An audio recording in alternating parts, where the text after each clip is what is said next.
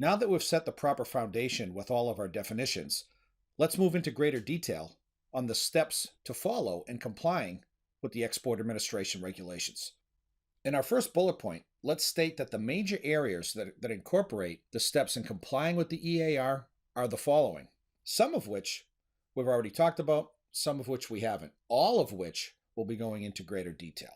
Well, the first is subject to the EAR, that first step in making a determination if your item or article or technology actually falls under the BIS Export Administration Regulations or if it's under a different government agency. From there, item classification is an important area as well. We talked a little bit about item classification. We have a full exercise we'll be showing you shortly. One thing we haven't mentioned by name is restricted party screening. We did talk about screening lists and such, but restricted party screening is an ongoing procedure whereby, as the name would indicate, you as an exporter are screening parties overseas, persons, companies, organizations, government agencies that have certain restrictions in place for exporting to them.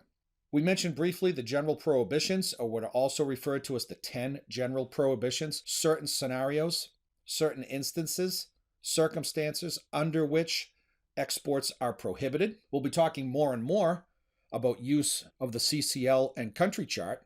We'll also be discussing specific license requirements as it relates to the scenarios, the actual instances we'll be looking at. We'll be going over the use of license exceptions, some of which we saw briefly, but we'll be talking about extensively. The license application process, big part of complying with the EAR as well.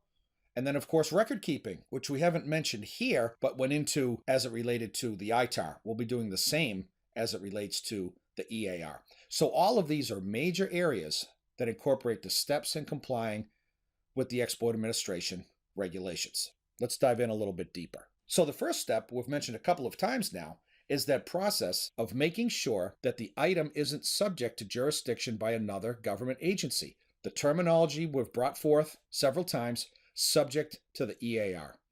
As a note, in the second bullet point, all of the exercises and examples in this section assume that items are subject to the EAR.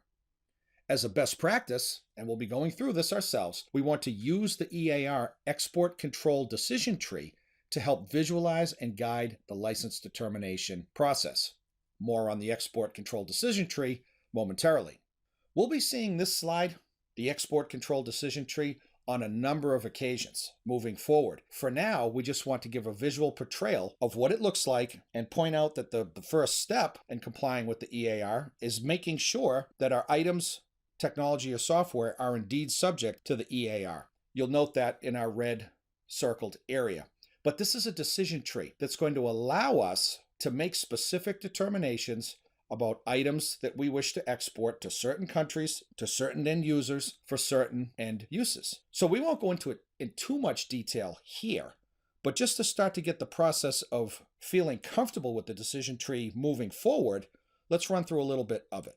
Well, you know, as we mentioned a moment ago, the first step, the first decision, is to make the determination, is our item subject to the EAR?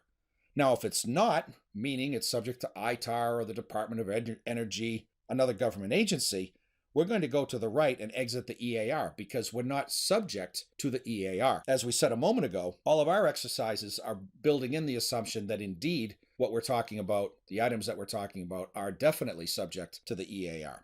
So as you move below that, where the yes arrow moves forward, you'll note terminology like, is your item classified under an ECCN on the CCL? Then there's a no to the right, EAR 99, that we defined a few moments ago, and then a procedure from there. And then to the left, if the item is classified under an ECCN on the CCL, there's a whole procedure for the actual ECCN. We won't go much beyond that because it starts talking about the general prohibitions and such. We haven't had enough exposure to what the general prohibitions mean for this to make any sense. But we'll be coming back to this, and it's an important tool.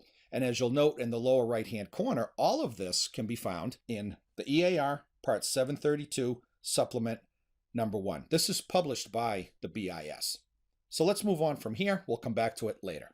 The second point we made in our opening slide in this section was item classification. How do we make sure, once we've determined that an item is subject to the EAR, what its proper classification is?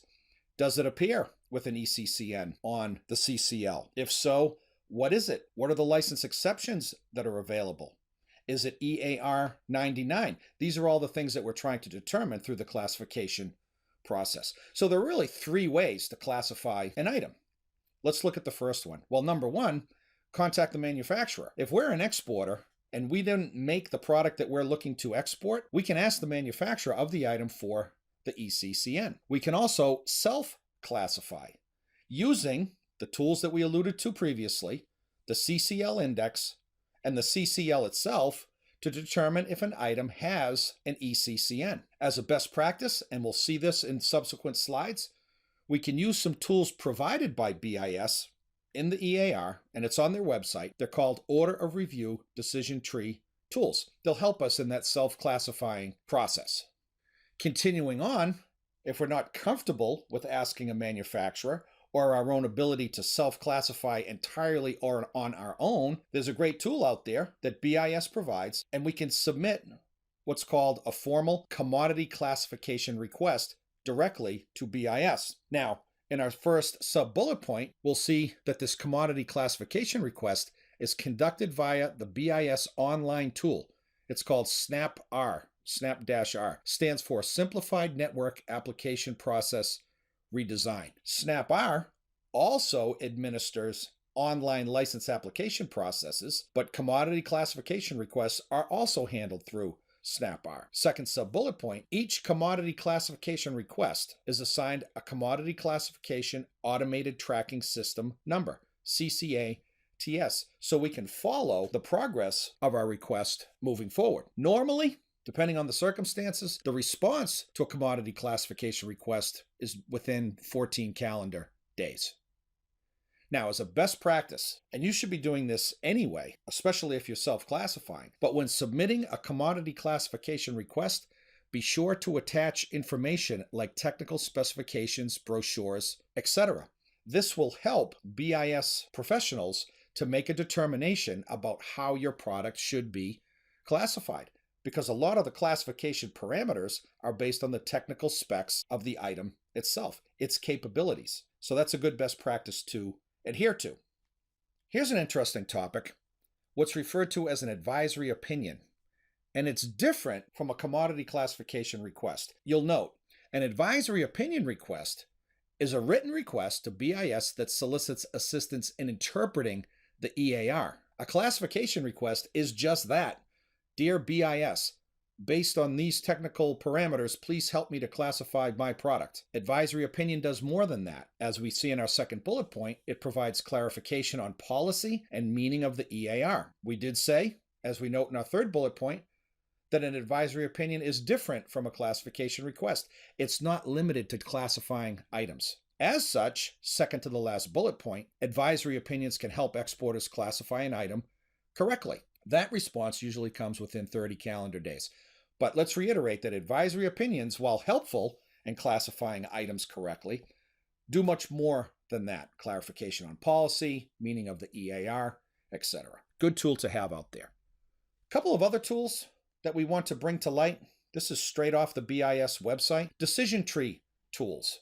Similar to what we saw a moment ago, but available for different purposes. The one we're looking at is a CCL Order of Review.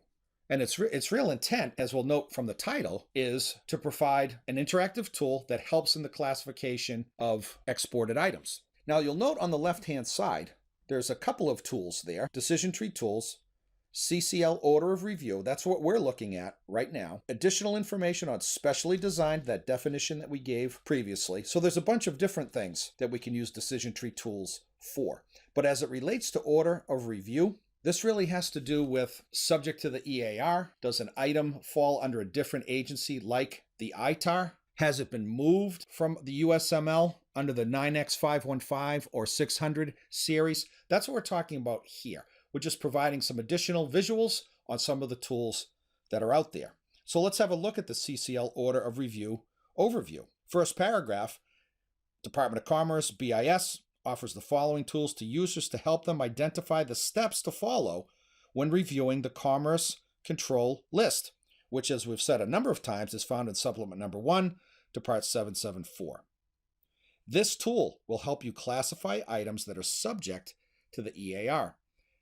And if you need a refresher on what subject to the EAR means, you can click on that hyperlink you see here. So the tool is based on the new CCL Order of Review, which is in supplement 4 to part 774 of the EAR. It provides guidance on how to classify items in light of the addition of what we alluded to a moment ago, 9X515 and 600 series, as well as some further information on specially designed. So it's a series of questions, yes/no questions, that will guide you through the tool to help you identify the steps to follow when reviewing the Commerce Control List. It's one tool, but an important one.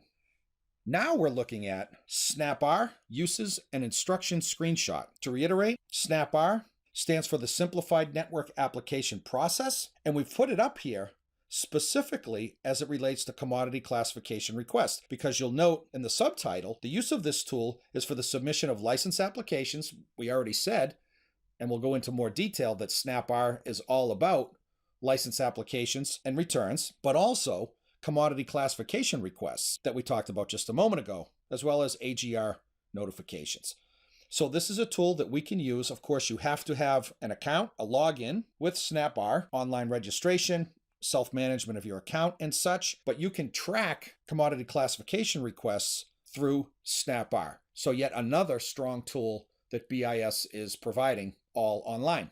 We're going to stop here in this section, and when we continue, we're going to get into an industry vertical that takes us through item classification as it relates to telecommunications equipment. So we're going to go back to item classification and dig into much greater detail and how that works. Stay tuned. We'll be back shortly.